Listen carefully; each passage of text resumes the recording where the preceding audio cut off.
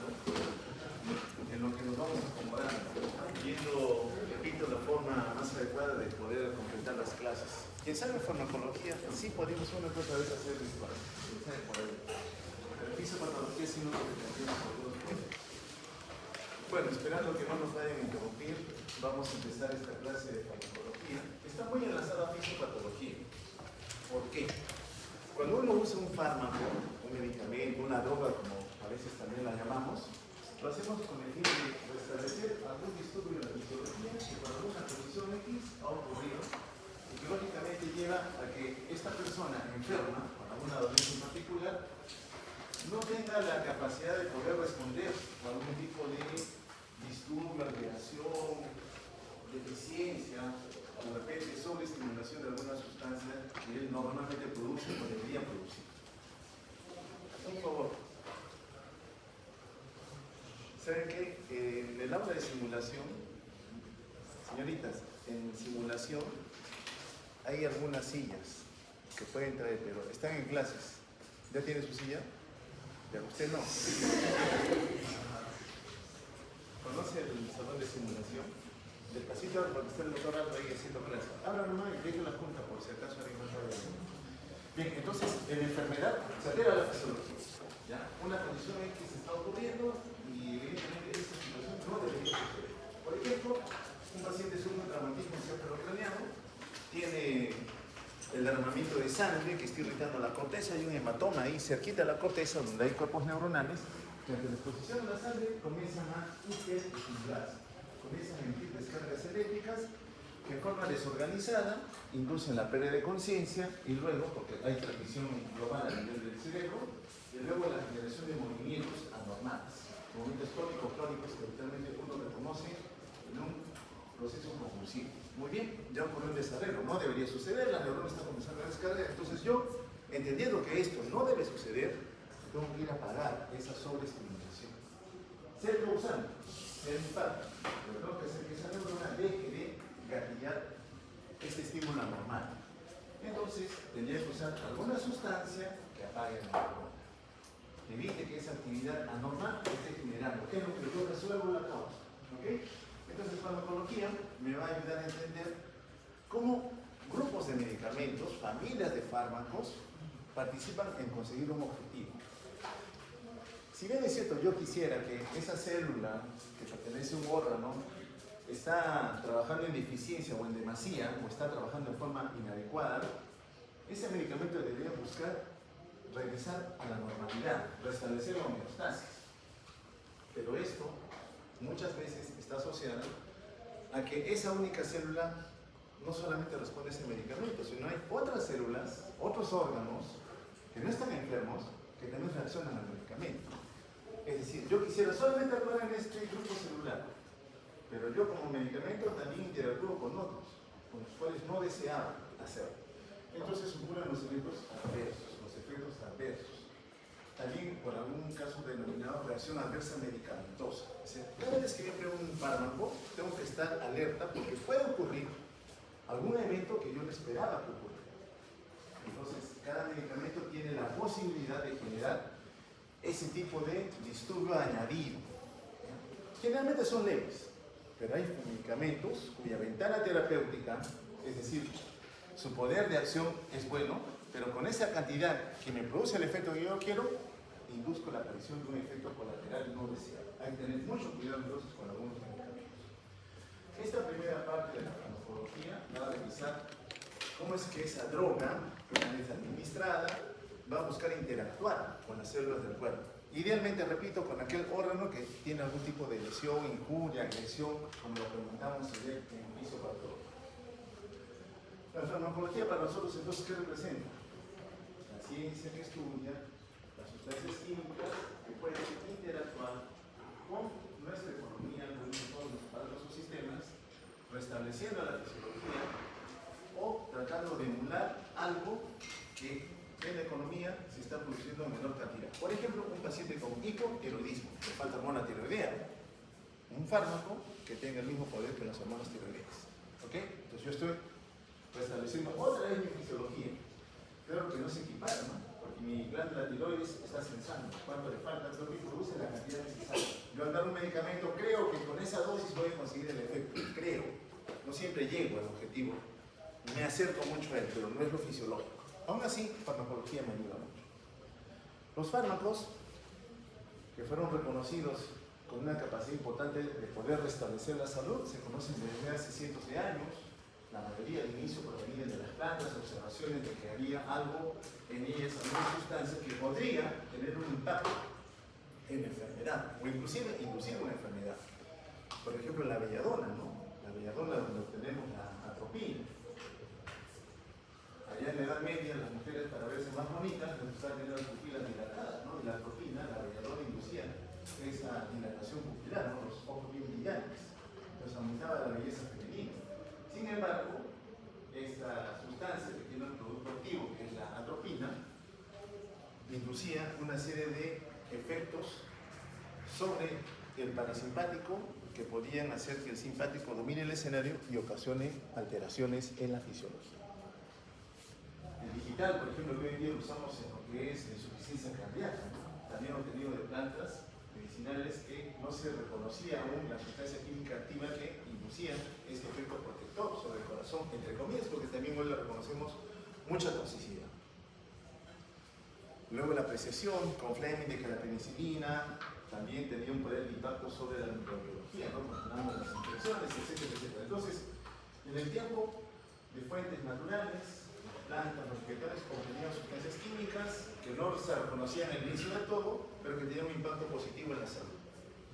Luego las fuentes animales, ¿no? Como la exploración de algunas, digamos, vacas o reses que se tenían allá en Norteamérica, conllevó de que la observación de que algunas morían por un sangrado importante estableciera que en el hígado había algún componente que favorecería que el sistema de población estuviera sobreactivado.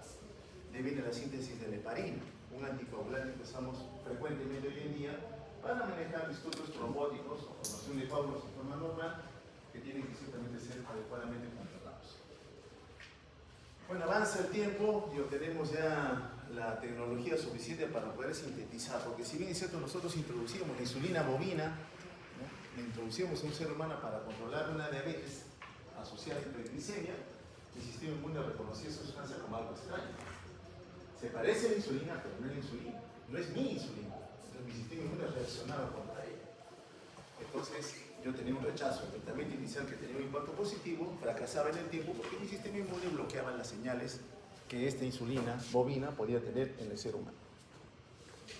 Bueno, la tecnología avanza, repito, y ya logramos sintetizar los medicamentos, ¿no? Se sintetizan diferentes productos, los cuales a lo largo del tiempo, con un costo importante de gasto farmacéutico, por eso es que las empresas cuando vienen a hacer propaganda médica tratan de recuperar su inversión, ¿cierto?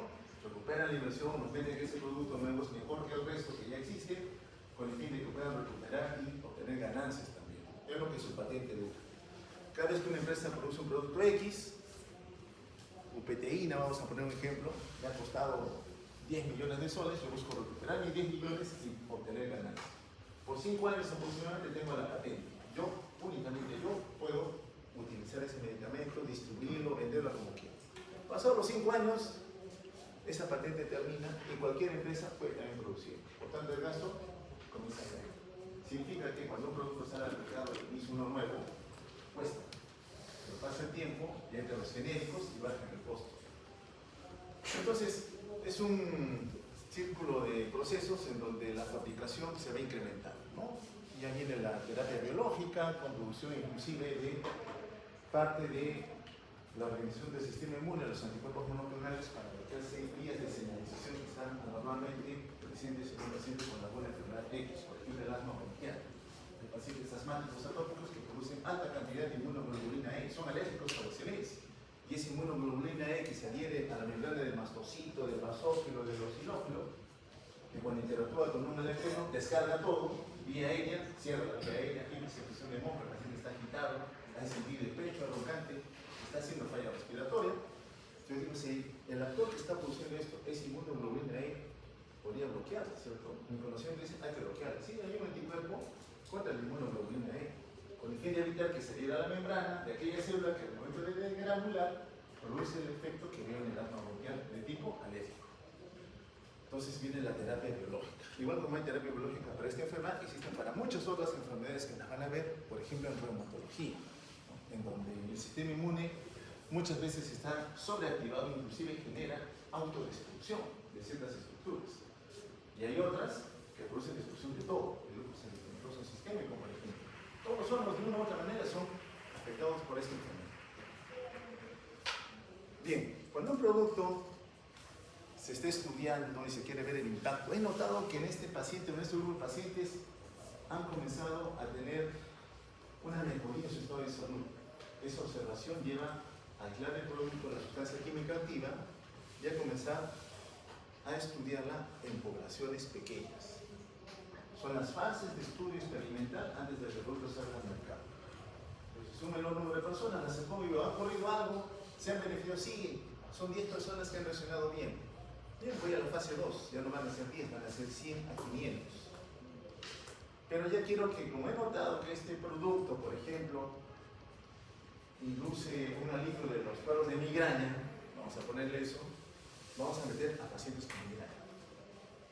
Y veo si esos pacientes con migraña con este medicamento de los consiguen disminuir el número de crisis de migraña. Perfecto, ya son 500, paso a una población mayor. Paso de la fase 2 a la fase 3, una población mayor. Sanos y enfermos. Los sanos para ver si, hemos dicho, puede haber un efecto colateral. ¿Presentan o no presentan? Sí presentan, pero son muy tenues. Algunas veces sensación nauseosa, otros un rash dérmico, pero son poquitos. Trato de evaluar cuánto de impacto negativo podría tener. Pero en general no producen daño. Muy bien, me voy a la fase 4. Lo voy a comercializar. Es decir, ya sale al mercado. Nuevo producto para controlar las crisis de migraña. Y así se vende. Aún saliendo al mercado, la fase 5, por algunos ya lo consideran, es cuando ya se vendió, ya se probó. Hay instituciones que hacen estudios basados en evidencia que determinan autorizo o no autorizo la comercialización. Si lo autorizan, muy bien, se está vendiendo, pero pasado 1 o 2 años, noto que parte de la población expuesta al medicamento comienza a reportar un efecto adverso, que en los estudios iniciales no se había reportado. Entonces yo ese reporte lo sigo evaluando y puedo quitarle la licencia de comercialización. Porque puede ser que en la fase 2 alguien manipuló los resultados y nos hizo creer que había menos impacto negativo y más impacto positivo, ¿cierto? Entonces, a pesar de que un medicamento sale al mercado con un objetivo determinado, puede también ser retirado. Como también hay medicamentos que se producen para controlar una enfermedad y en el camino me doy cuenta que tiene impacto con otra enfermedad muy positiva. Entonces, al inicio, lo producen para esto. En el camino me doy cuenta que otra población, enfermos de otra dolencia, mejoran también. Entonces, dejo de usarlo para lo primero y enfoco en lo segundo, por ejemplo. Entonces, la farmacología se va a encargar justamente de poder entender cómo estos fármacos, drogas entre comillas, porque cuando uno escucha droga, ya piensa en cocaína, ¿no? Cocaína, marihuana. Entonces, medicamentos, sustancias químicas ayudan a restablecer para nosotros en medicina la salud de las personas. ¿Cómo los vamos a ayudar? Y como sé que la salud se ha resquebrajado, hay un evento fisiopatológico. Significa que para cada entidad, para cada enfermedad, hay una fisiopatología. Y mi conocimiento de esa fisiopatología me lleva a decir qué medicamento me va a ayudar a poder corregir, compensar o controlar la evolución de esa enfermedad. Porque hay enfermedades incurables, solamente controlamos la progresión, hacemos que sea más lenta. Y efectivamente va a ocasionar un estudio, pero el tratamiento puede tratar de que el número de años sin molestias para el paciente sea la más prolongada posible. Bien, dicho esto, vamos a evaluar los dos procesos determinantes cuando un medicamento, para alguna condición, se indica a una persona. La farmacocinética y la farmacodinámica. La farmacocinética, el nombre dice cinética, movimiento. Yo fármaco ingreso y me comienzo a mover. Me comienzo a mover en la economía. Algunas veces me muevo solo, otras veces me muevo acompañado. Algunas veces me expongo a un órgano, otras veces lo evito. Pero en tanto esté circulando en la sangre de una u otra manera, voy a tener contacto con algunos órganos más que con otros, al inicio. Según mis propiedades químicas, voy a tener la capacidad de unirme a un órgano más que a otro. Y quién sabe, en ese órgano está depositado todavía, a pesar de que ha pasado un número de horas importante, todavía ese medicamento está presente en el cuerpo. Porque cuando hablamos de cinética, hablamos desde el momento en que el fármaco ingresa hasta que sale. Por alguna situación, el medicamento que yo administré tiene que salir. La cinética, farmacocinética, habla también de lo que le va a ocurrir al medicamento, cómo este va a cambiar su estructura química y qué órganos están involucrados en él. En cambio, la farmacodinámica establece el punto en que el medicamento llegó al órgano diana. Encontré mi célula blanca. ¿Qué le voy a hacer? ¿Cómo voy a interactuar con ella?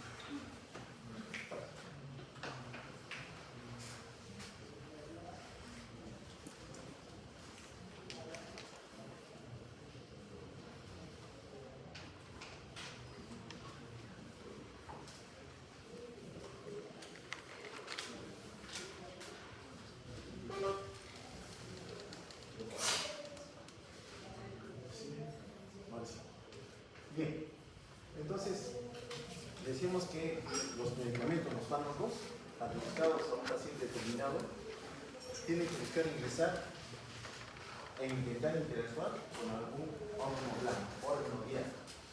¿Ok?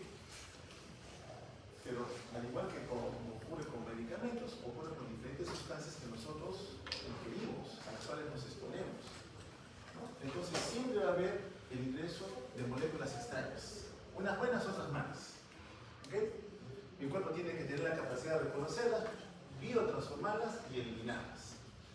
Entonces, ese medicamento que yo le administro por alguna condición, está con fiebre, le voy a dar paracetamol, por ejemplo, tiene que atravesar barreras, epitelios, tiene que atravesar células, por tanto tiene que atravesar membranas, lo que ayer hablamos, la membrana celular, tiene que atravesar esas membranas. Y una vez que se administra el medicamento, tiene que buscar sí o sí, su objetivo principal es llegar a la sangre. Cada medicamento busca llegar al torrente sanguíneo. ¿Ok? Llegando al torrente sanguíneo, lo que va a hacer es interactuar con todos los órganos de la economía, con los cuales ella busca encontrar alguna proteína con la cual establezca algún contacto, algún receptor.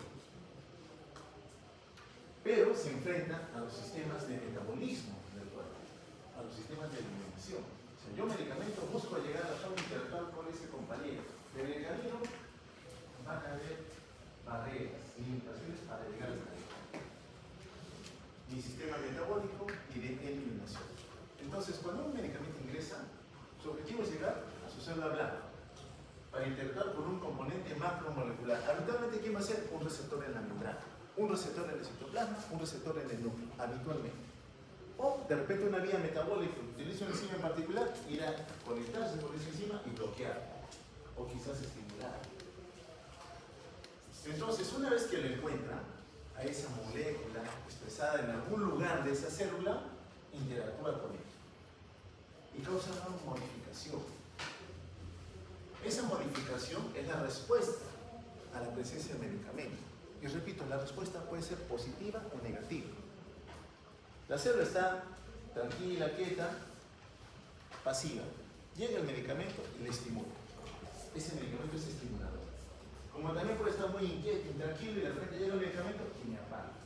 Es decir, depende qué medicamento es, con qué macromolécula está interactuando. Cada célula expone o presenta diferentes macromoléculas. Va a depender entonces de quién es el medicamento para saber cuál va a ser su respuesta.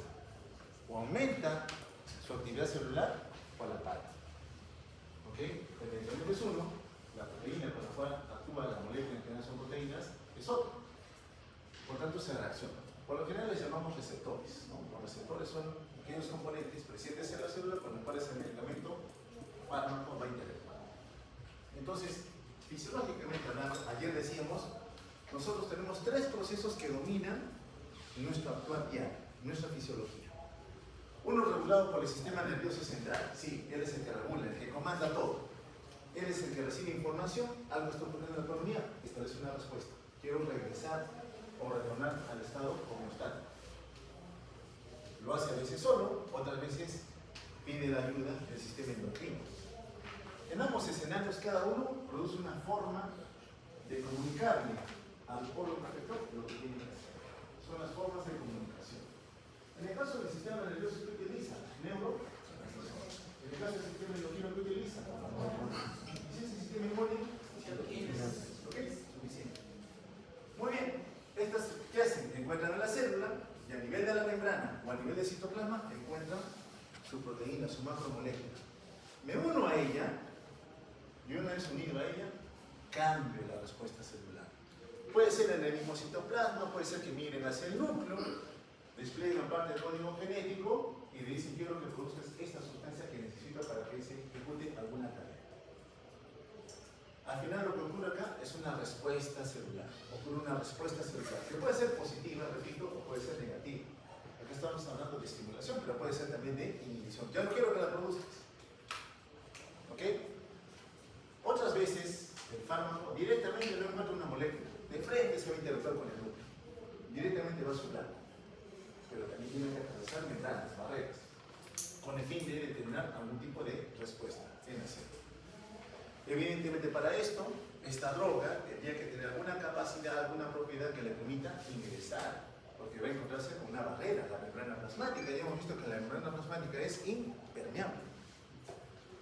Es impermeable. Acá está la membrana, que la conocimos ayer.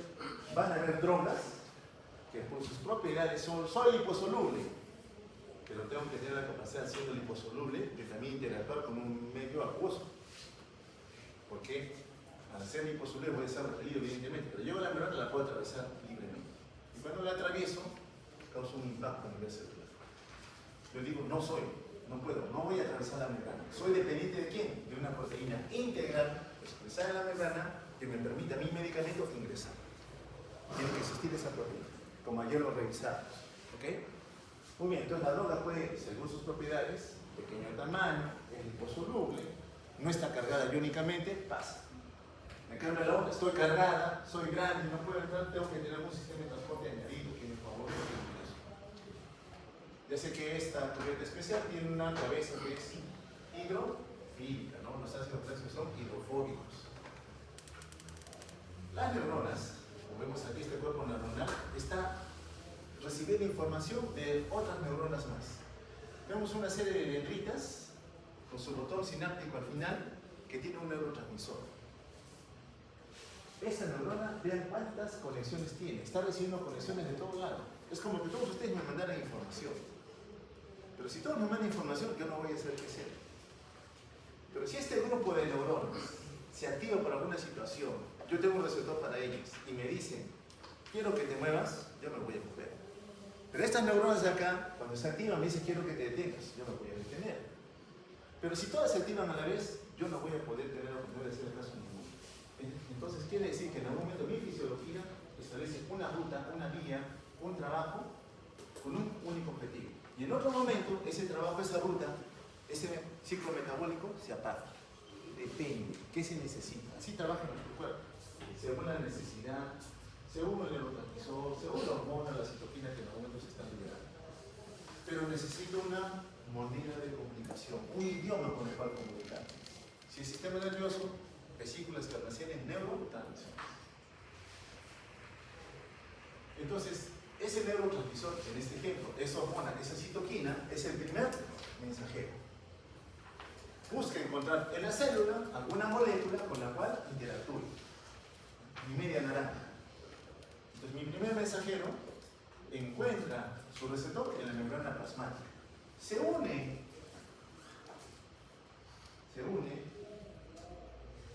y le dice que se para. ¿Qué he hecho? Un cambio conformacional. Disculpa que te agarre la mano, solo es un ejemplo. Estaba en una posición, tenía una estructura espacial, ¿cierto? Pero una vez que se unió conmigo, cambió su estructura. Gracias. Entonces, la unión establece que hay un cambio conformacional. Si es un canal iónico, abre el canal para que un ion pueda ingresar. Si es una proteína asociada a proteínas G, activa las proteínas G. Si es una proteína con poder enzimático tirosinquinasa, fosforila proteínas. ¿Ok? Depende de qué proteína, qué receptor esté interactuando con ese primer mensajero. Entonces, si este primer mensajero estimulaba esta célula, porque está traduciendo la señal, el sistema nervioso me indica algo. El receptor interactúa, traduce la señal, actuando en el citoplasma o en el núcleo. Célula, quiero que hagas esto, o deje de hacerlo. Muy bien, si yo entiendo, esta célula está interactuando, porque este primer mensajero lo está sobreestimulando. ¿Qué voy a hacer yo? Darle una droga que bloquea el receptor, para que ese primer mensajero no la siga estimulando, ¿ok? Yo digo, le falta primer mensajero, no hay quien estimule.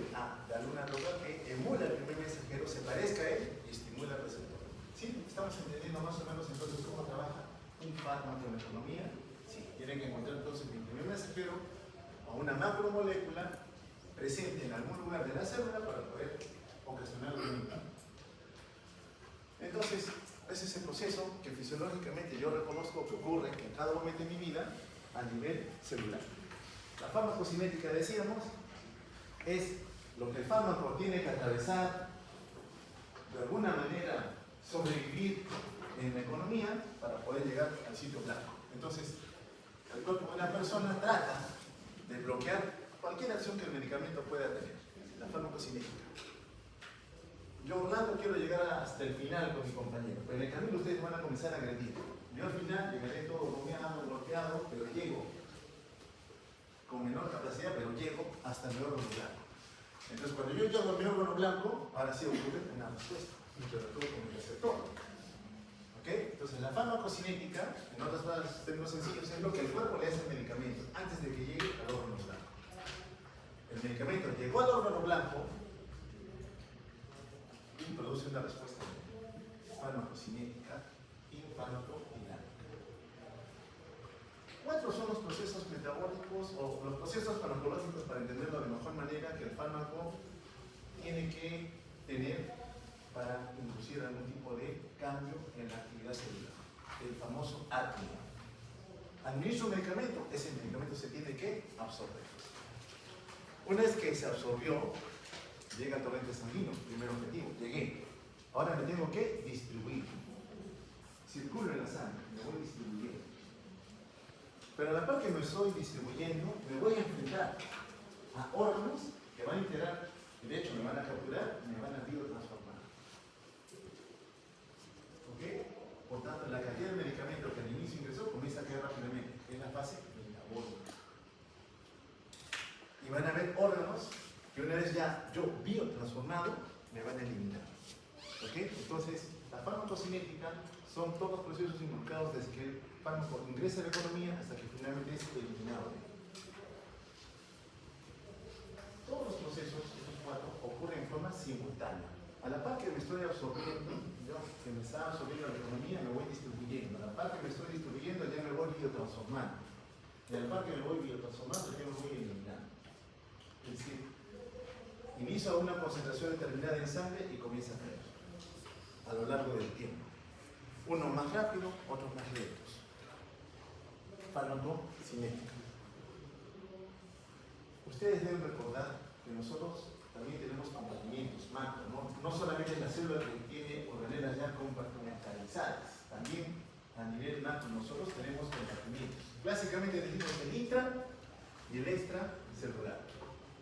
¿Cuáles más abundantes en el mundo?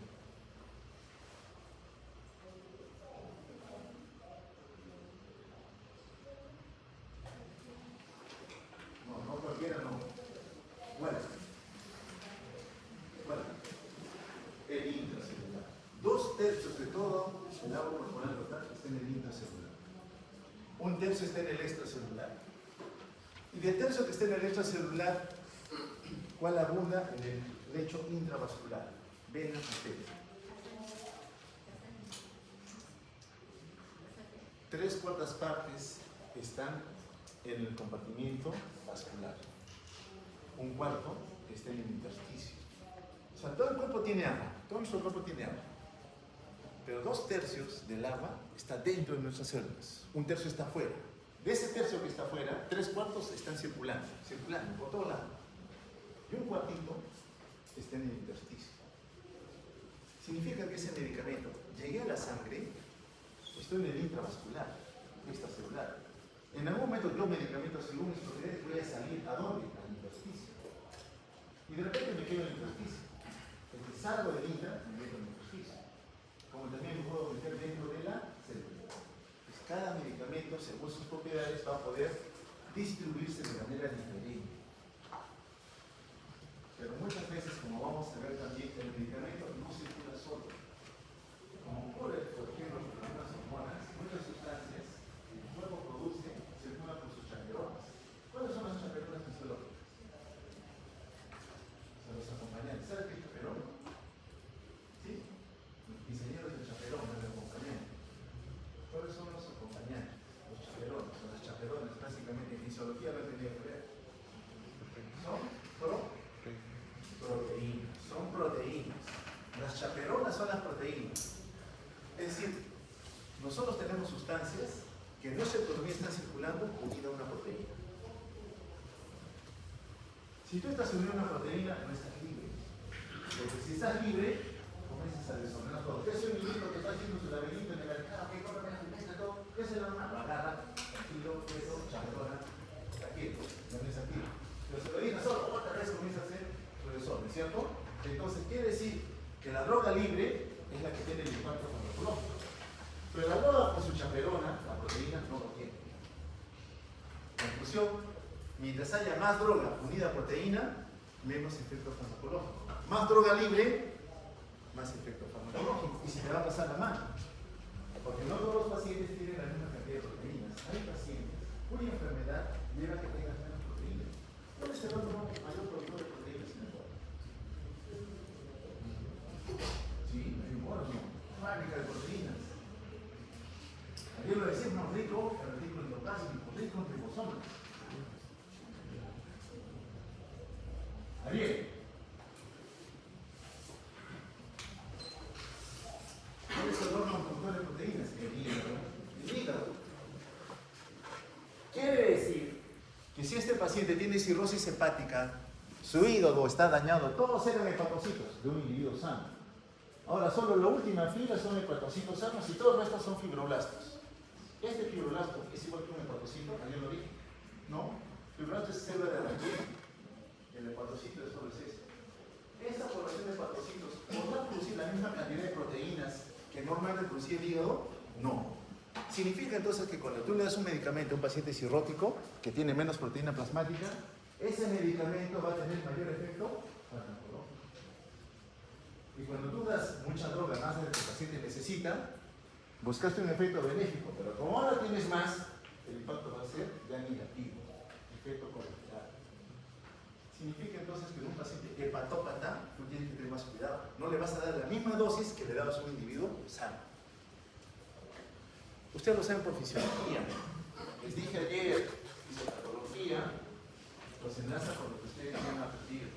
No me abandonen, por favor. Ya han pasado, les ha costado.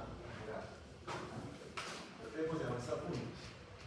Los enlaces, famosos AT. Son las 4 propiedades que determinan el inicio, la intensidad, lógicamente, cuán importante, cuán evidente va a ser el impacto farmacológico y cuánto va a durar. Lógicamente, si el medicamento está entrando y ni bien ingresa, ya lo están biotransformando, el impacto es corta duración. El alprazolam, por ejemplo, una benzodiazepina para controlar la ansiedad. Soy ansioso, voy a entrar a clases, este grupo parece letal para mí. Tengo miedo, no sé cómo empezar la clase, sobre todo estoy sudando. Alprazolam, rápidamente, me tranquiliza. Pero ese efecto del alprazolam es de breve duración, minutitos nada más. Orlando tienes que parar 1 hora porque se apaga el efecto y este grupo sí o sí tiene que terminar la clase en 1 hora. Si no, se da cuenta, estás nervioso. Pero puedes hacer la clase. ¿Ok? La duración, intensidad, depende. Usted determina qué es lo que quiere obtener con un medicamento. Entonces aquí, la dosis de carga. Cuando yo doy un medicamento, la droga se está liberando, se está comenzando a liberar, se está comenzando a absorber. Yo di una determinada cantidad y parte de ese medicamento ya se está absorbiendo. ¿Ok? Ingresó al cuerpo, pero todavía no ha llegado ¿a dónde? A la sangre. Estoy aquí, entonces parte de mí, la cantidad comienza ya a desplazarse, a moverse, se comienza a absorber. Llega al compartimiento central, ¿cuál es? Lecho vascular, compartimiento central, como droga libre, estoy libre, pero llega la chaperona, me agarra la chaperona. De una u otra manera, yo droga libre me voy a unir a mi proteína plasmática. Puede ser la albúmina, puede ser la globulina, por ejemplo. Droga libre tiene efecto farmacológico. Droga unida a proteína plasmática no lo tiene. Desde aquí yo, droga libre, puedo migrar fuera, salgo del torrente sanguíneo, voy a buscar mi órgano diario, lo encontré, salgo, tengo que mirar. Y ahí encuentro mi célula blanco, interactúo con su macromolécula, su receptor y produzco el efecto positivo o negativo. También puedo ir a otro lugar que me vaya a almacenar. No voy a hacer nada, solo me voy a quedar, soy liposoluble, me voy al tejido adiposo. En medio de los adipocitos ahí estoy. No hago nada, solo estoy depositado, porque mi propiedad química me permite llegar a este tejido de depósito. Y desde ahí, conforme la concentración baje, desde ahí se va luego ir liberando. Significa que estas drogas que se depositan temporalmente allí, todavía van a hacer que el efecto farmacológico se mantenga por más tiempo. Por ejemplo, el tiopental. El tiopental es un sedante que usamos, sí se usa en anestesia, y nosotros en medicina, en emergencia particularmente, lo usamos cuando tengo un paciente que convulsiona y no para de convulsionar, y le doy las drogas de primera línea y sigue convulsionando, le doy de segunda línea y sigue convulsionando, me obliga a tener que usar fármacos más potentes que duerman completamente el cerebro. Pero el efecto de ese medicamento, una vez que suspendo la infusión, se prolonga por algunos días. ¿Y por qué? Porque ese medicamento, por ser liposoluble, se deposita en el tejido adiposo, desde donde se sigue liberando. Ya no tiene medicamento, pero el paciente sigue dormido, no despierta, porque se depositó en un tejido que le ofrecía la capacidad de poder estar todavía allí sin poder aún tener efecto terapéutico. Lógicamente aquí viene llegar a un lugar que yo no quería. Yo quería solamente interactuar con este receptor, con esta célula. Pero otra célula que ve algo afín también conmigo, también me lleva a interactuar con ella. Yo quería con ella, sí lo hago, pero también con ella. ¿Ok? Soy bi en este momento. Solo es una... Significa que con él, que hace otra tarea, puedo promover o estimular. Aparece el efecto colateral. Claro que mi blanco de acción va a ser solamente con aquella célula viva que yo tenía como química. Parte del medicamento también se va a biotransformar. Miren todo lo que le pasa a la droga. Desde que ingresa ya comienza a tener diferentes rutas de manejo hasta que llega al órgano diana que yo quería, se deposita temporalmente o va a un lugar que yo no deseaba. Se va biotransformando. El órgano biotransformador por excelencia es el hígado. El hígado es el órgano biotransformador. Por tanto, yo necesito que ese hígado esté a salvo. Y si no lo está, ya sé mentalmente que tengo que corregir mi dosis. Porque la mayoría de sustancias extrañas, nocivas para nosotros, se metabolizan en el hígado. Bien, la biotransformación, ¿qué va a buscar? Hacer que esta sustancia ya no sea activa, mayormente, que se convierta en una sustancia inactiva. Era liposoluble, quiero convertirla en hidrosoluble. ¿Para qué? Para que la vía biliar o el riñón lo pueden eliminar. Eso hace el hígado. Pero también en algunos casos entra una sustancia, una droga, que como droga no tiene efecto. Llega al hígado, la metaboliza y la convierte en un metabolito activo. Es decir, ingresa inactiva, no hace nada, pero el hígado se encarga de convertir en sustancia activa. Ocurre también esta situación. Bien, entonces una vez hecho esto, ya comenzamos a hablar del proceso de eliminación. Todo este es el proceso del ADME relacionado a la eliminación de medicamentos. Bien, las rutas de administración. Yo sé, tengo que darle un medicamento a un paciente porque tiene alguna alteración en fisiología que lo está afectando, lo está comprometiendo, etcétera, etcétera. Tengo que darle un medicamento. Entonces yo tengo que definir cuál es la mejor ruta para el paciente de ese medicamento. Esta ruta va a depender de las propiedades de la droga y cuál es mi objetivo. Un niño de 3 años de edad tiene fiebre. Los niños menores de 5 años son virales, tienen alto riesgo de convulsionar. Nos hacen convulsiones por qué. Este niño viene con 39 grados de temperatura. Yo ya sé, mi conocimiento con dolor de temperatura es que este niño puede hacer convulsiones. ¿Cuál es tu objetivo entonces? Bajar la temperatura, ¿cierto? Tienes que bajar. Muy bien. Tengo aquí paracetamol, te diré, que es antipirético, que va a comenzar a actuar luego de la hora de administrar. Pero el niño está vomitando. Entonces significa que la ruta enteral no lo debe usar porque el niño está vomitando. ¿Qué diré? Hay que usar una para enterar. La droga va a estar en 1 hora. Ya convulsionó y está con 39,5 y sigue convulsionando. No puedo esperar 1 hora a que aborte las convulsiones. Tengo que usar un medicamento que rápidamente me baje la temperatura. Es decir, tendré que cambiar a otro. Hay paracetamol también intravenoso por si acaso. Puede utilizar otro medicamento, antipirético, que llegue más rápido a controlar la temperatura. Depende. ¿Puedes esperar? No. Usa un medicamento que te asegure en menor tiempo conseguir el mismo objetivo. Si puedes esperar, tranquilo, dale viola. O sea, depende de tu objetivo. ¿Cuán rápido quieres obtener el impacto farmacológico? Bien, las rutas clásicas, ¿cuáles son? La vía enteral, la fisiológica, la normal. Como cualquier alimento que uno ingiere, tiene que enfrentarse a los jugos digestivos, al enterocito con su superficie de absorción, versus la ruta parenteral. La ruta parenteral evade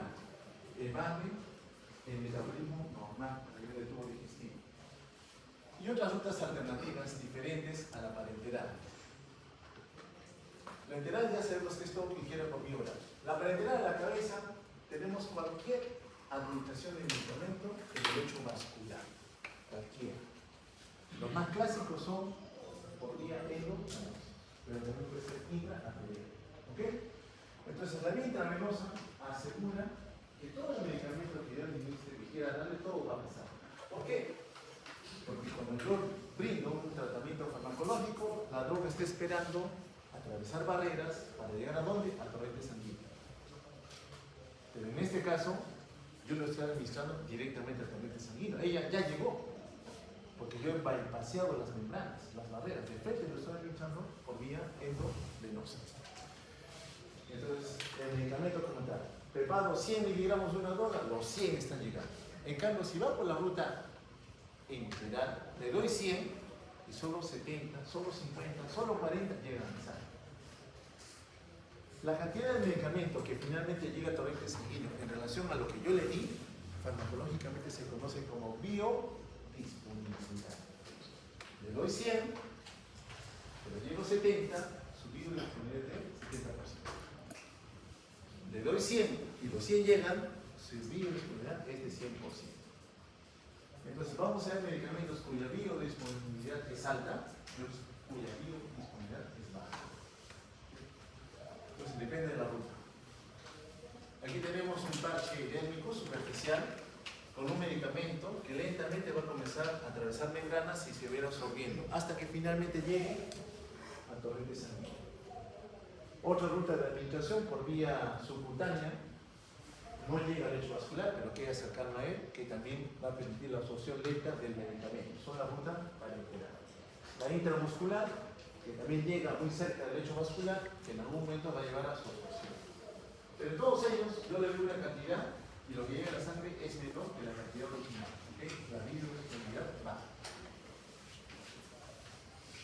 La ruta sublingual es una ruta alterna para algunos medicamentos. No todos tienen la capacidad de absorberse por la mucosa oral. Algunos de ellos sí tienen esa propiedad, se absorben muy bien y también llegan rápidamente al torrente sanguíneo. Su poder de acción también es rápido. Por ejemplo, el alprazolam sublingual existe. Rápidamente lo coloco debajo de la lengua y comienza a absorberse y me tranquiliza. Hay también antipiréticos, hay también vasodilatadores, antihipertensivos algunos, para utilizarse por vía sublingual. La absorción es bastante rápida. Esa ruta alterna, tubo digestivo bajo, región rectal. Puede ser en la forma de un supositorio, por ejemplo, el paracetamol, no solamente hay por vía enteral, digeres por boca, también hay en forma de supositorio, ¿no? Se absorbe desde aquí, pero su absorción es errática, ¿no? Es impredecible, no tenemos una cantidad más o menos segura de cuántos medicamentos se van a absorber, pero sí me ayuda en el paciente que es vomitador, ¿no? Como una alternativa. La vía inhalatoria. La vía inhalatoria idealmente se administra cuando yo quiero llegar al órgano afectado en alguna enfermedad determinada. Si es vía inhalatoria, evidentemente busco trabajar con quién, con el pulmón. Pero como la ruta de ingreso en la boca, una parte va a ir a la parte respiratoria, vía de conducción, por ejemplo, pero otra también se va a subir. Generalmente por vía inhalatoria, 10 a 20% llega al pulmón, 80-90% se va al tubo digestivo, donde usan los famosos inhaladores. Este dosificador, que lo vamos a ver cuando hablemos de asma, tiene que generar partículas de pequeño tamaño, con el fin de que lleguen atravesando toda la vía. No me conviene que sea de un tamaño grande, porque se van a quedar detenidas en parte del arco bronquial. Recuerden que hay varias divisiones, ¿no? Son 23 divisiones bronquiales. Hasta la división 16 es la zona de conducción. De la división 17 en adelante es la zona de intercambio gaseoso. Hasta la zona 16 es el espacio que no participe del intercambio gaseoso, se conoce como espacio muerto. Espacio muerto. Espacio muerto. ¿Ok? Muy bien. Entonces, tenemos que definir cómo es esta ruta de administración. También busca obtener algún tipo de objetivo terapéutico. Pues sea cual sea la ruta, todas ellas buscan llegar a ¿dónde? A torrente sanguíneo. Muy bien, ingresó al torrente sanguíneo. Una vez que ingresa al torrente sanguíneo, la cantidad de sangre que irriga cada órgano es diferente. Van a haber órganos que reciben más sangre que otros. Cerebro, hígado, riñones, reciben más sangre. Hemos señalado que el hígado tiene poder biotransformador. Entonces, de una u otra manera, ese medicamento, sea cual sea la ruta que usted ya llegó a la sangre, se debe enfrentar al hígado, al hepatocito. Y el hepatocito va a biotransformar ese medicamento, mayormente en sustancias inactivas.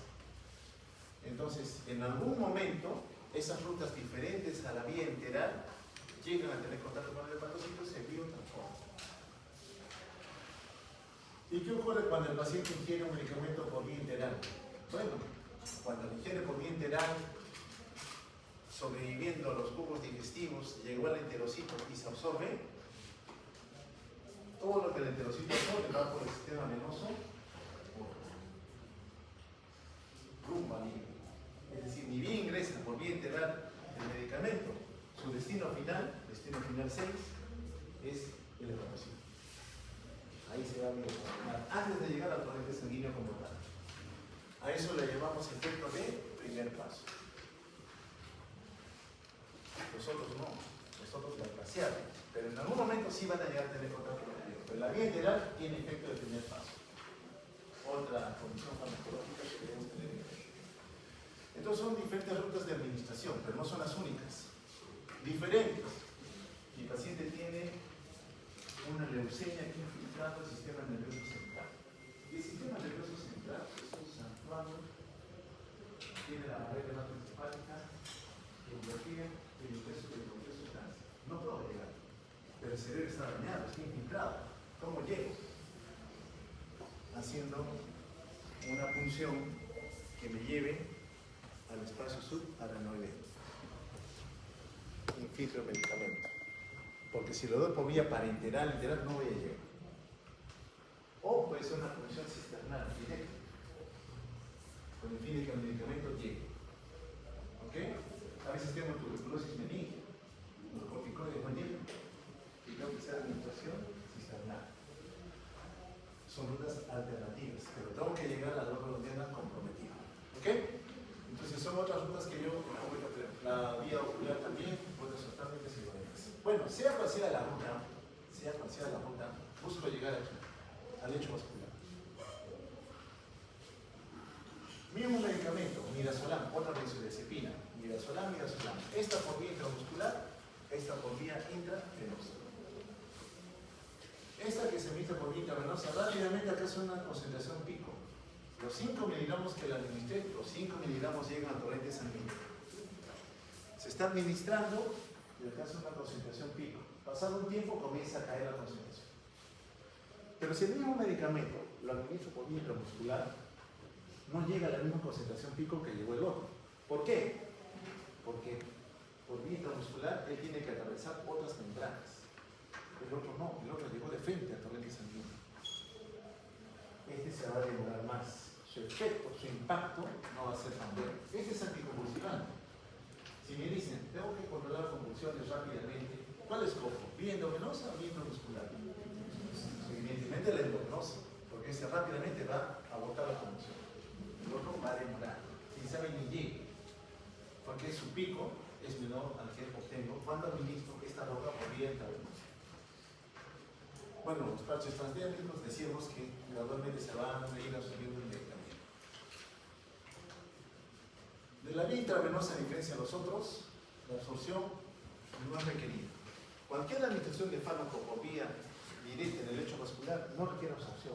Aquí bypassea el primer proceso farmacológico, porque el 100% de la droga llega al lecho vascular. Hay diferencia de las otras rutas. La ruta de administración, decíamos, ¿qué quieres obtener y en cuánto tiempo? Bueno, lo más rápido porque el paciente esté feliz, entonces tienes que coger la mejor ruta. La ruta oral, por ejemplo, puede demorar más de 1 hora en tener el impacto farmacológico. La vía intravenosa, en corto tiempo, esto tiene efecto farmacológico. Entonces, siempre tú, la vuelta para un medicamento es decir, ¿qué quieres obtener? ¿Cuán rápido quieres tener ese objetivo? ¿Puedes esperar o estás contra el tiempo? Intravascular e intraósea, que es la otra forma de administración, una pistola especial para insertar un catéter cuando no hay accesos venosos, a veces no hay, y te vas a una ruta intraósea para poder administrar también en corto tiempo un medicamento. Entonces, para cada vía de administración existen diferentes tiempos. La que más demora de forma regular es la vía integral, es la más demorada en relación a las otras rutas. Bien, decimos entonces que el medicamento busca llegar al torrente sanguíneo, sea cual sea la ruta por la cual se administró a la economía de este paciente, y una vez que esté en el torrente sanguíneo se enfrenta a diferentes órganos, aparatos o sistemas que van a buscar disminuir su concentración. El pentotal que les decía, ¿no? Ese medicamento sedante potente que uso en estatus convulsivo, por ejemplo, lo administro por vía intravenosa, y bien lo administro, en poco tiempo su concentración en sangre comienza a caer. Pero noten lo que le pasa a este fármaco antiopental. Una parte de él a los 20 minutos rápidamente se está exponiendo al hígado. El hígado comienza a transformarlo y lo comienza a eliminar. Pero otra parte de él va al músculo y se almacena allí. ¿Y qué hace cuando esté en el músculo? Prolonga su tiempo de vida. Y otra parte del mismo medicamento va al tejido adiposo y se queda allí, miren cuánto tiempo.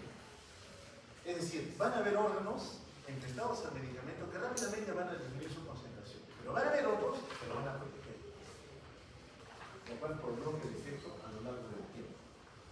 Entonces, cada fármaco tiene diferentes propiedades químicas que van a favorecer que pueda tener un almacenamiento adicional bypassando las rutas metabólicas tradicionales que nosotros reconocemos. Ahora, ¿de qué depende que el fármaco esté en movimiento? De la función de la bomba cardíaca, que hay un buen gasto cardíaco, que esté adecuadamente perfundido. Entonces la droga se absorbe, llega a su sitio de acción, puede almacenarse en algún otro tejido. Lo que me interesa es la droga libre, que va a tener un impacto en producir algún efecto farmacológico. Enfrentado al sistema de biotransformación, se convierte mayormente en metabolito inactivo que se elimina mayormente por vía biliar o por vía urinaria. Puede ser por el sudor, puede ser por la saliva, puede ser por las heces, sí. Hay medicamentos incluso por la leche materna. Si se elimina por la leche materna, es bueno para la madre, pero puede ser que no sea bueno para el neonato. ¿Cierto? Tengo que saber también qué propiedad tiene ese medicamento de poder eliminarse por allí y todavía como metabolito activo tener un impacto negativo en el neonato. Tengo que saber. Bien, avancemos entonces con la absorción de los medicamentos. Decimos que la absorción es que el medicamento administrado a un paciente tiene que llegar a dónde, a la torrente sanguínea. Es objetivo. El cómo lo hace, en qué cantidad lo hace, depende. ¿Cuál es el medio en el cual la droga se ha administrado? ¿En qué medio está? ¿Cuáles son las características químicas de la droga que van a determinar qué cosa? La biodisponibilidad. Ya sabemos qué es biodisponibilidad. Con el mecanismo de absorción, lo vimos ayer, difusión pasiva, difusión facilitada, difusión activa, y cuando es muy grande la molécula, endocitosis.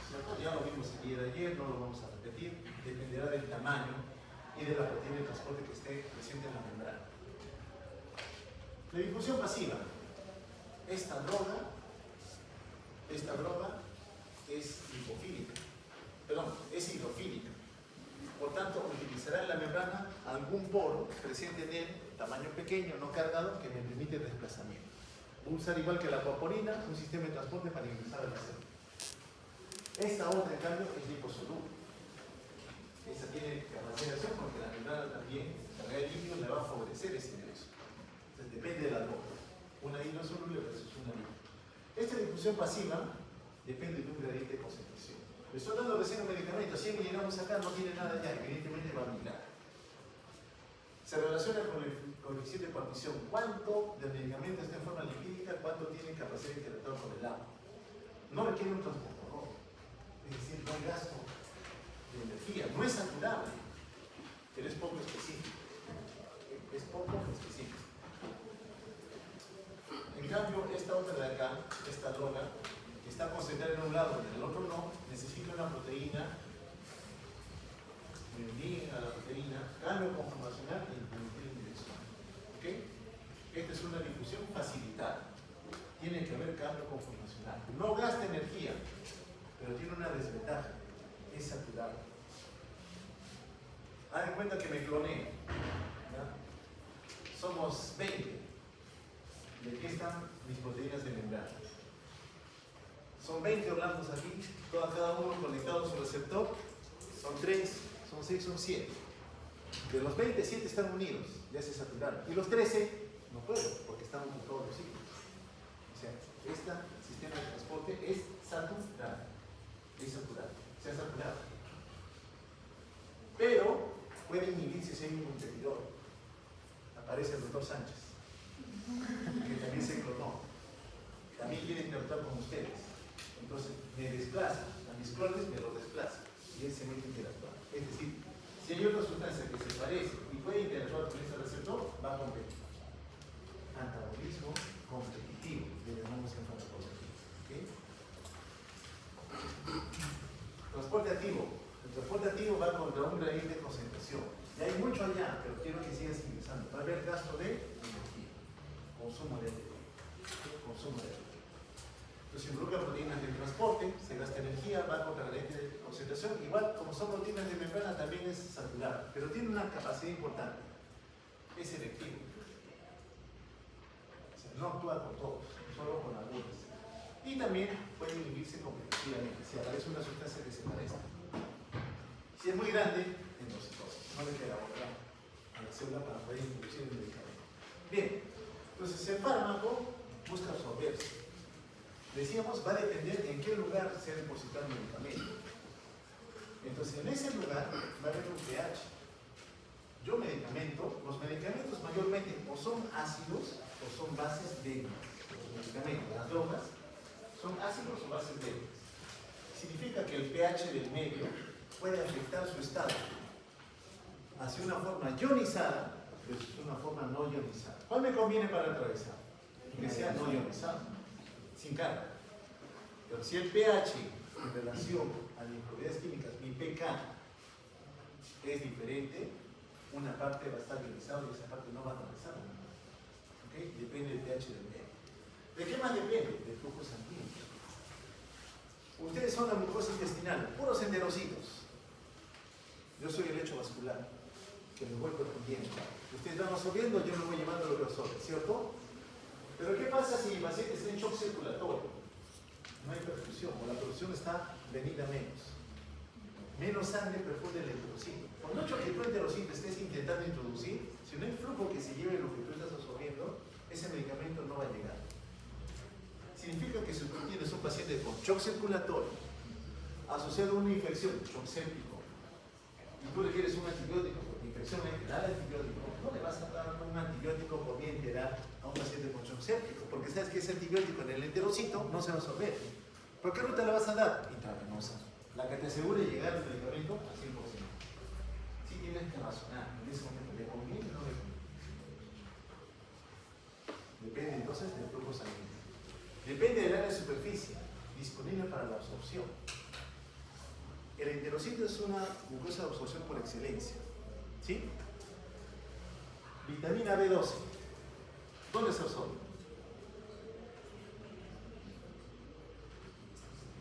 En el intestino, sí. ¿En qué parte del intestino? En el hilo terminal. Hilo terminal. ¿Qué pasa si este paciente te dice: tuve un problema de un pómulo de sigmoides y me resecaron el pómulo de sigmoides con parte del hilo terminal? Y ahora estoy haciendo, porque no tengo hilo terminal, anemia megaloblástica. Por deficiencia de vitamina B12. Oye, yo te he marcado vitamina B12. ¿Se la voy a dar por vía enteral? No, dices, no, mi conocimiento fisiológico primero me dice, no, la vitamina B12 se absorbe en el hilo terminal. Y este paciente no tiene. Entonces, ¿no le vas a dar? Sí, pero no por vía enteral, se lo voy a dar por vía vaginal. ¿Okay? El conocimiento te lleva a determinar si hay superficie de absorción para que ese fármaco, ese producto, ese compuesto químico se pueda o no absorber. ¿Qué pasa si tuvo un infarto mesentérico? No tiene intestino delgado, solo le quedan 20 centímetros. ¿Podrá absorber con esos 20 centímetros de intestino delgado todo lo que le vayas a ofrecer?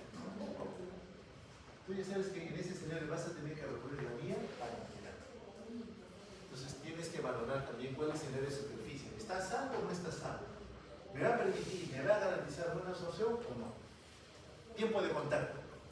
Ustedes son enterocitos. Yo ya llegué a la luz intestinal. Y ustedes comienzan a absorber. ¿Okay?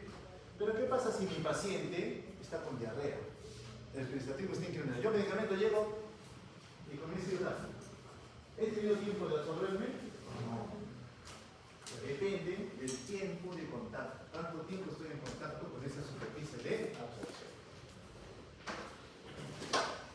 Hay una proteína especial en la membrana que tienen nuestras células que nos protege de la exposición a sustancias extrañas, tóxicas. Son proteínas de expulsión. Es decir, ingresó alguien no deseado, que no debía entrar acá, y yo tengo en mi membrana una proteína que se va a encargar de agarrar esa sustancia extraña y eliminarla.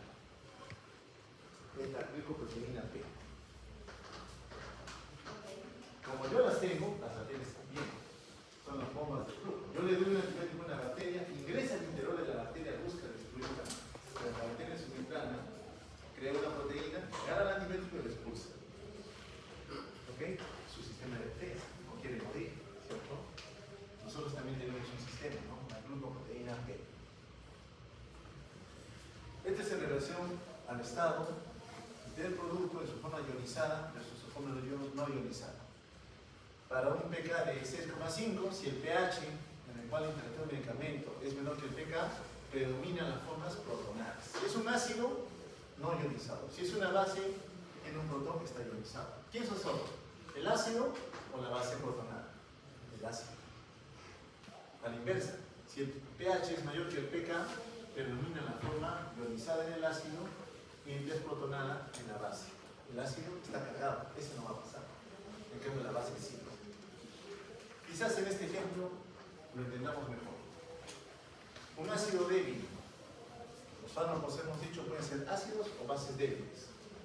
En su forma de ácido, no está ionizada. Como tal, atraviesa la membrana. Llegó. Y una vez que atravesó, ya ingresó, la torrente sanguínea se descompone en su forma ya activa, como droga, y comienza a viajar.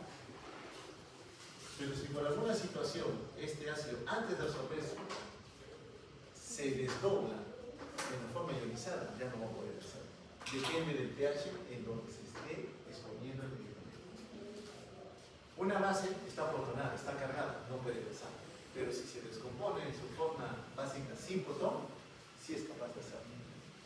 Llegó al otro lado de la membrana, se une a otro diafragma, otro protón, y como fármaco se cura. pH en relación al pK de la droga. El flujo de sangre, hemos dicho, es importante tanto para la absorción como para su llegada al principal órgano biotransformador. La superficie de absorción, bueno, ya lo comentamos ya, la glucoproteína también, cómo coge la droga y la elimina, limitando el impacto farmacológico. Biodisponibilidad. En términos sencillos, ¿qué decimos? Yo le doy una droga y lo que valoro es cuánto de esa droga llegó al torrente sanguíneo, ¿cierto? Eso es lo que hemos calculado. Cuando hemos visto en las curvas, hemos visto con vía intravenosa, sube rápido, pico y comienza a caer. Por otras curvas, sube lento y comienza a caer. Bueno, debajo de esa curva se genera un área. Le conocemos área bajo la curva. Y el área bajo la curva representa la biodisponibilidad. ¿Y de qué depende? Si ingresó el medicamento, alcanza un pico y comienza a caer. ¿Por qué cae? Porque el medicamento se está exponiendo a un órgano biotransformador. Como droga libre, ya no es la misma cantidad. Comienza a caer porque un órgano lo está biotransformando. Depende del efecto del primer paso. Uno, ¿cuánto de la droga, y bien está ingresando, ya se está biotransformando? ¿Cuál soluble es la droga? Para poder ingresar a esos hepatocitos, para poder ingresar al riñón y ser eliminado. Más soluble es, más rápido se va a eliminar. Menos soluble es, más tiempo va a estar con nosotros. ¿Cuán estable es químicamente hablando? Si es inestable, más realizado va a tener problemas. ¿Y cuál es la naturaleza de la formulación? Esto último quiere decir que hay medicamentos que se liberan lentamente y hay medicamentos que se liberan rápidamente. Depende del contexto donde usted quiera dar un tratamiento a un paciente. Si vamos a encontrar drogas de lenta liberación, y el tiempo de acción es más prolongado. Aquí está por vía intravenosa, aquí está por otra ruta oral en este caso, acá es un pico, tiene su pico, se genera una limitación, disminución de la concentración a lo largo del tiempo. El área que queda por debajo de ella es área bajo la curva. ¿Relacionada a qué? A biodisponibilidad. Mientras mayor área bajo la curva haya, más biodisponible es. A la cabeza, cualquier ruta intravascular. A la cabeza, intravenosa. Las otras tienen menor área bajo la curva, menor biodisponibilidad. El efecto primer paso ya lo detallé, cualquier ruta intestinal rápidamente llega por la puerta, lleva al hígado, que no va a biotransformar. Bien, ¿cuántos medicamentos se debe absorber? Establecen farmacología, farmacéuticamente hablando, comercialmente hablando, dos definiciones: bioequivalencia y equivalencia terapéutica. Decíamos, 5 años, yo soy el dueño del producto, yo nomás lo voy a comercializar, ¿cierto? Cuando salió el salbutamol, un beta-2 agonista utilizado en asma bronquial, para relajar el músculo liso y hacer que el órgano estuviera más dilatado, se comercializó como Ventolin. La empresa lo vendía como Ventolin. 5 años la patente, solo yo la comercializo. Pasaron los 5 años y otras empresas comenzaron a producir salbutamol, porque es el principio activo, salbutamol. Costo bajo. La pregunta es bioequivalencia. ¿Este salbutamol comercial Ventolin con el salbutamol genérico tienen la misma acción sobre el músculo liso de la vía aérea o no? Si lo tienen, decimos que hay bioequivalencia. Es el mismo, el comercial versus el genérico. Pero siempre escuchamos, ¿no? El genérico es malo, mejor es el comercial. Voy a pagar más por el comercial. Bioequivalencia. Y eso va enlazado a la equivalencia terapéutica. Equivalencia terapéutica se refiere si la cantidad de un medicamento que estoy utilizando consigue el mismo impacto farmacológico que la misma cantidad del otro producto que ahora es sintetizado. Si hay equivalencia terapéutica o no. Bien, ya pasamos la absorción. Finalmente, el fármaco busca llegar sí o sí a torrente sanguíneo. La vía más rápida es la vía intravenosa. Las otras rutas llegan, pero en menor cantidad. Eso me define que hay menor biodisponibilidad. Bien, viene ahora la distribución. Yo fármaco llegué, ya soy el torrente sanguíneo. Algo me va a pasar. Ya vimos en el cuadrito el resumen, ¿no? Puede estar como droga libre o como droga unida. ¿Quién? La proteína plasmática. Muy bien. Entonces, aquí la droga va a llegar al torrente sanguíneo y estando en el torrente sanguíneo define: ¿me quedo aquí o miro afuera? O salgo. Esta distribución que se da en los tejidos, lo que ya se ve en la sangre, ¿de quién es dependiente? Del gasto cardíaco, del flujo sanguíneo, de la perfusión tisular. Eso depende, que el medicamento esté circulando. Sabemos que ni bien el medicamento ingresa, se distribuye, pero la parte que se elimina. ¿Por qué se elimina? Porque ese medicamento se va a exponer a órganos biotransformadores. Entonces, las variables que influyen, que impactan en la distribución son cuánto de flujo sanguíneo tengo. Muy bien. Estoy aquí, circulo muy bien, llego a todos los lugares que quiero llegar. 2. El endotelio del eje vascular es permeable o no para mí.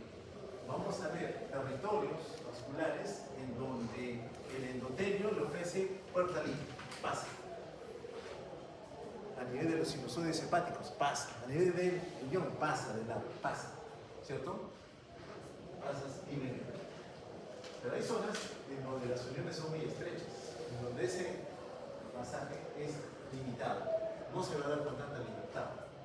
Es decir, somos dependientes de la permeabilidad del lecho vascular. La unión a proteínas plasmáticas. Si estoy con mi chaperona, menos droga libre, menos impacto farmacológico. Me quedo, porque la proteína es macromolécula. La proteína no sale, se queda en el lecho vascular. Ella no migra en el piso. Por tanto, se queda con el medicamento y limita su poder de acción. La lipofilicidad. Más liposoluble es, mayor capacidad tiene de poder desplazarse de un otro lado de la membrana. Y finalmente, el volumen de distribución. Aquí regresamos, volumen de agua. Nosotros tenemos compartimientos que almacenan agua. El intracelular es el más abundante, hemos dicho, luego sigue el extracelular. Volumen de distribución. Yo, droga, llego al volumen plasmático. La cantidad de sangre aproximadamente son 4.5 a 5 litros, ¿cierto? Ahí llego yo, pero puedo ir lleno. Volumen de distribución. Pasa el tiempo y ese volumen de distribución que tenía, gracias a las propiedades del medicamento o del endotelio, me permiten salir, ir migrando. La concentración comienza a caer. Pero ¿qué pasa? Yo tengo un paciente comprometido, está en shock y le doy volúmenes de agua adicionales. Están las vías del peso venoso y le comienzo a dar suero salino.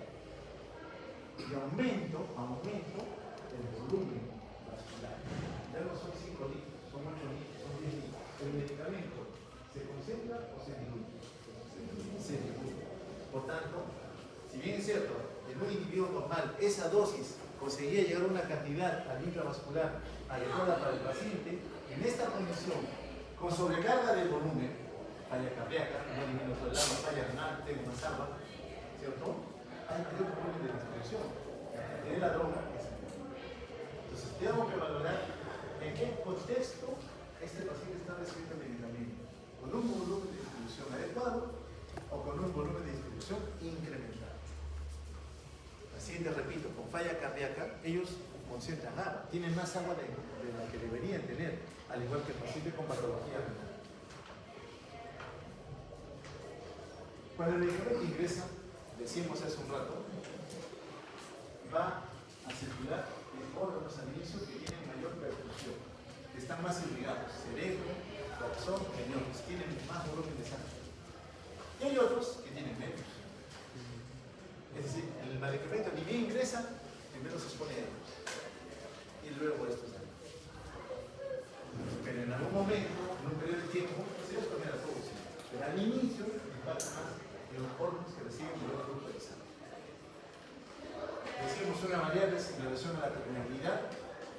Las fenestraciones, los sinusoides permiten o favorecen que la droga pueda desplazarse rápidamente hacia el lecho extravascular.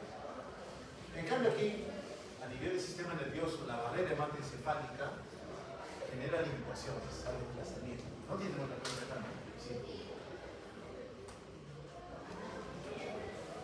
¿No hay problemas acá? ¿Seguro? No, pero hay otra clase de juego en el horario.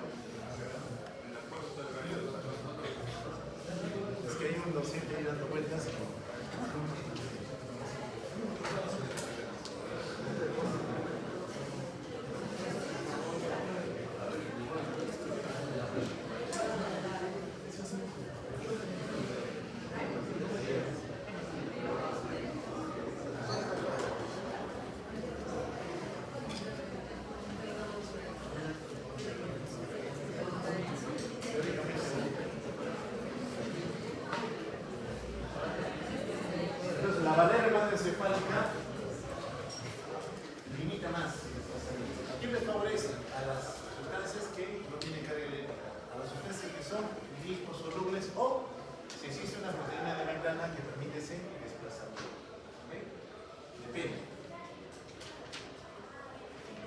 Y escríbanse la droga, esa otra definición es cuánto logro yo limpiar la sangre del medicamento, cuánto logro yo eliminar. Sé que cuando la droga ingresa ni bien se está distribuyendo, también se está eliminando. El tiempo que demora en eliminar la mitad de la droga se conoce como tiempo de vida media. Y eso es importante. En farmacología, muchas drogas, muchos medicamentos tienen diferentes tiempos de vida media. Que le van a permitir eliminar la droga a la mitad. Y esto me permite valorar en cuánto tiempo yo tendría que darle una nueva dosis de medicamento para mantener el efecto farmacológico. Hemos visto que cuando el medicamento ingresa, comienza a caer su concentración. Cuando ingresa, tiene un efecto farmacológico, pero conforme cae la concentración, pierde el efecto farmacológico. Significa que tengo que repetir la dosis. ¿En base a qué? Al tiempo de vida media. El volumen de distribución ya lo detallé. La primera distribución, órganos que reciben buena cantidad de sangre, hígado, riñón, encéfalo. Segunda distribución, en algún momento ya deja, bueno, sí, responde adecuadamente esos órganos, se expone a él, pero también va a llegar a nivel al músculo, a la piel, como otros órganos que van a verse expuestos a la vida. Todos ellos influyen en el flujo sanguíneo. En el efecto primer paso, efecto biotransformador, terminamos la distribución y descansa un ratito. Vamos a terminar, están agotados también. Entonces las moléculas se van a biotransformar. Mayormente en sustancias menos activas, pero en algunas situaciones, les repito, pueden transformarse en sustancias más activas. El efecto del primer paso lo que va a hacer es que la cantidad del fármaco activo inicial disminuye.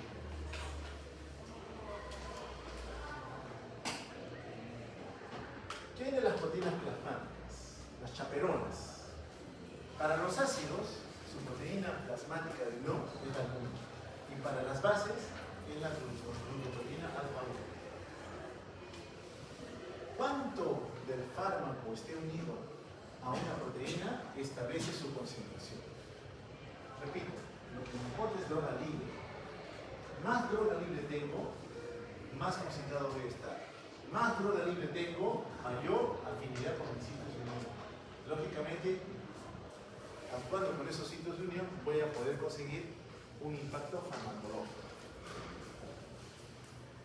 Pero, como son proteínas, es saturada. Me uno a la albúmina, correcto. Ingreso yo como medicamento, me uno a la albúmina.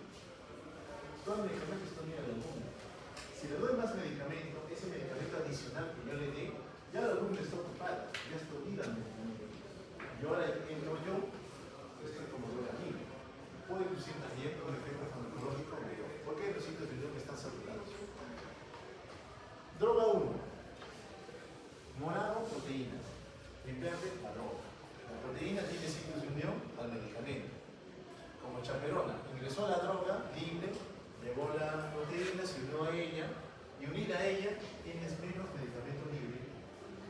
Queda poquito, queda aquí libre, que es el que se desplaza al lugar donde encuentra su célula blanca. ¿Ok? Droga unida a proteína no tiene efecto. Droga libre sí tiene efecto. Muy bien, ahora le introducimos un segundo medicamento, que curiosamente la droga en amarillo también se une a la misma proteína que la droga original, la primera droga, se unía. Quiere decir, entre las dos compiten por unirse ¿a qué? A la albúmina. Como las dos compiten, la albúmina agarra las dos, pero ocupan sus sitios de unión, se saturan. ¿Y qué pasa en ese escenario? Que tengo más droga libre de la que he tenido originalmente. Por tanto, el efecto farmacológico va a ser mayor. A esto, ¿cómo le llamamos? Integración farmacológica. Tú tienes que saber que cuando un paciente tiene una droga y le das un segundo medicamento, ese segundo medicamento favorecerá que el primero tenga mayor efecto, o podría ser que haga que yo tenga mayor efecto farmacológico. Va a depender de cuán afín eres a la proteína de unión. ¿Ok? Tienes que tener en cuenta eso. Cuando estaba solo no había problema, pero ahora que has metido el segundo medicamento tienes más droga libre. Por tanto, el efecto sí lo vas a obtener, pero como hay más droga libre y al ladito hay una célula, por más lejana hay otra célula que también puede interactuar conmigo, va a aparecer el efecto adverso, el efecto colateral. O sea, no haber considerado esa interacción farmacológica. Bueno, ya sabemos la distribución incluye también que pase en orden de tejido adiposo, se deposita y desde ahí se va nivelando nuevamente, se va redistribuyendo.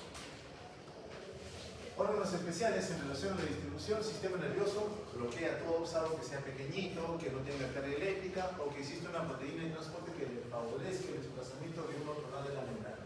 La placenta es como una membrana plasmática más. La placenta es como una membrana plasmática más. Igual es selectiva, igual tiene proteínas de transporte, igual depende del flujo sanguíneo. ¿Okay? La placenta hace lo mismo que una membrana celular. Por tanto, lo que le des a la madre va a pasar a la placenta. Va a impactar en el producto, en el feto. Hay que tener también, entonces, que valorar si el medicamento que yo le voy a dar podría tener un efecto, si es benéfico para la mamá, podría ser desfavorable para el producto. El volumen aparente de distribución ya lo hemos comentado ya en relación a cuánta carga de volumen plasmático tenemos y al aclaramiento de la droga cuánto se logra eliminar a través de los órganos de eliminación. Bien, ni bien ingresa un medicamento rápidamente se elimina, ya lo sabemos. Pero yo quisiera que el medicamento de la ingresa se mantenga en una concentración estable que me permita mantener el efecto farmacológico. ¿Okay? Ese es su objetivo. Cuando tienes una enfermedad que te obliga a tener un medicamento que mantenga una concentración estable, vas a hacer que el efecto se mantenga a lo largo del tiempo. Puede definir si por algunos días, algunas semanas, algunos meses o algunos años, depende de tu objetivo farmacológico. La mayoría de drogas, ni bien ingresan, si no hay una dosis nueva de reposición, va a desaparecer el efecto. El tipo de vida media, ya lo detallamos, que define en cuánto tiempo la droga finalmente se logra eliminar. Aquí está la distribución original. Ingresó una droga en celeste, torrente sanguíneo, ahí quedó. Pasado un tiempo, del torrente sanguíneo comienza a desplazarse al intersticio, fuera del lecho vascular. Pasa un tiempo, esta droga, por sus propiedades químicas, ingresa a la célula y se queda allí. Es decir, salió del compartimento intravascular, pasó al intersticio, el intersticio se metió a la célula. Depende de las propiedades químicas de cada droga. Aquí vemos el medicamento, al inicio interactúa con la célula, ingresa a tener contacto con las organelas y se va depositando allí hasta que ocurre el fenómeno de liberación retardada. ¿De qué otra forma impacta la proteína plasmática en la distribución del medicamento? Aquí tenemos una droga que no está unida a proteína plasmática. Ella no se une a proteína. Es decir, droga libre. Como droga libre ingresa, actúa y se va. Si es que fuera esta sustancia hidrosoluble. Ingresa la droga, no se une a proteína, significa que tengo más droga libre. Por tanto, el efecto farmacológico va a ser mayor al esperado, porque no se da proteína plasmática. Pero también, como no está unida a proteína plasmática, llega al riñón, rápidamente se va. Es decir, como entró rápidamente, impactó rápidamente, se va también rápidamente. ¿Ok? Con las drogas hidrosolubles, no unida a proteína plasmática. Pero ¿qué pasa si ahora la droga se une fuertemente a la proteína? Su chaperona la va a coger y deja poquita droga libre. ¿Va a haber impacto farmacológico? Sí, pero no va a ser tan alto como si la droga hubiera estado a su línea de ¿ok? Es decir, la cantidad de proteína plasmática permite mantener y controlar el impacto farmacológico o la administración de un medicamento. Estando con la proteína plasmática, menos droga se va a eliminar por vía renal. Porque proteína es grande, macromolécula. Es cierto que el endotelio a nivel glomerular penetrable debería permitir el ingreso a la droga, pero como está con su proteína grande, no lo va a poder atravesar. Entonces, menos drogas se va a eliminar, menos drogas también se va a biotransformar por el hecho de estar unido a proteína plasmática. Significa que la unión a proteínas plasmáticas de cierta manera me controla el efecto farmacológico. Aquí el ejemplo fisiopatológico, ¿cuál sería? Cirrosis hepática, poca proteína plasmática. Le das el medicamento a la dosis habitual, el efecto farmacológico va a ser nulo. Tenemos que tener cuidado en esa población. Una droga libre, primer ejemplo, ingresa la droga, no se usa ninguna proteína plasmática, ni bien alcanzó su pico, rápidamente se elimina. Porque llega al riñón, dice hidrosoluble, la bota, la expulsa. Pero si se une una proteína plasmática, como es este escenario, sí se une, alcanza un pico y lentamente se va eliminando. ¿Por qué? Porque está con su chaperón.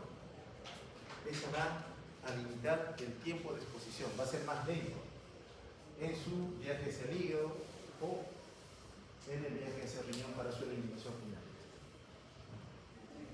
Ya, bueno, las barreras ya las conocemos, depende del tipo de endotelio en realidad si están amenazados, si los soldados no, y la barrera hematoencefálica que comentamos anteriormente. Y finalmente estrecho y con esas administraciones que permiten que la droga pueda salir siempre y cuando nuestro hígado a proteína plasmática. Entonces, la barrera hematoencefálica normalmente establece una barrera para aquellas sustancias con carga eléctrica de gran tamaño que no tengan un transportador de membrana. Si es pequeño tamaño, es liposoluble o tiene un sistema de transporte de la membrana, va a atravesarla con total libertad. Al igual que como ocurre con la placenta. Pues una droga en la placenta, esta es la placenta, la vamos a simplificar como una membrana también, para atravesarla va a depender de sus capacidades. Mayor gradiente de concentración, es liposoluble, no tiene carga eléctrica. Si tiene carga eléctrica, no es liposoluble, necesitas un transportador de membrana para poder atravesarla. Si no tienes el transportador, no lo vas a poder hacer. Finalmente, en el embarazo, la gestante no es como una mujer no gestante. La gestante tiene un tránsito intestinal lento, por tanto la absorción disminuye. La gestante tiene mayor volumen de distribución, tiene más agua que la paciente no gestante. Por tanto, al haber mayor volumen de distribución, la cantidad de la droga, libre como tal, la concentración disminuye. La gestante tiene sistemas enzimáticos de biotransformación activos en el hígado, metaboliza más rápido. Aumenta el metabolismo, por tanto aumenta la eliminación por vía renal. Tenemos que, por tanto, valorar qué cantidad de medicamento y qué concentración le vamos a dar a la población gestante. Bien, hasta aquí hacemos un pequeño break. ¿Está bien? ¿Cuántos minutos? 15. 15 minutos, ya.